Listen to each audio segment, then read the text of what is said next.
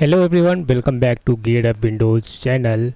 If your internet is slow, unstable or some websites do not open properly, one common reason is bad or slow DNS servers.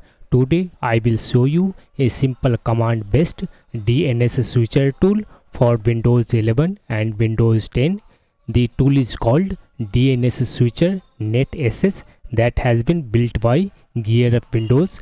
This tool allows you to quickly change DNS servers using simple menu options, and it works directly through Windows NetSH commands. There is no need to install it. You just need to run the file as administrator. Using this tool, you can set IPv4 DNS, IPv6 DNS or both at the same time. All you need to navigate to this one link that you can find in this one video description. After that, download it. Now extract it by right click on it and selecting extract all. After that, right click on this one batch file and select here run as administrator. In case Windows prompts, click on the yes button.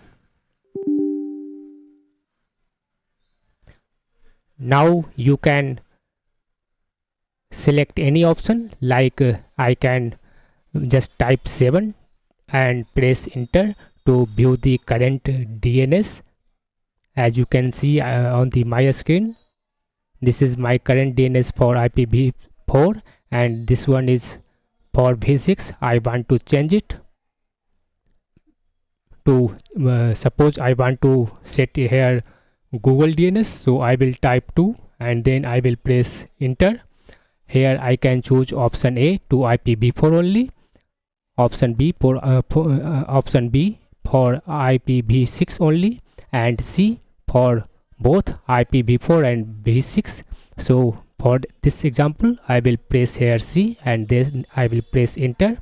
Now it will set DNS to Google. I can again type here 7 and view the current DNS. As you can see on my screen, in my PC, DNS has been set to Google for IPv4 as well as IPv6. Once done, just press X and type X and press enter to exit from this one tool. That's all about this video. Bye.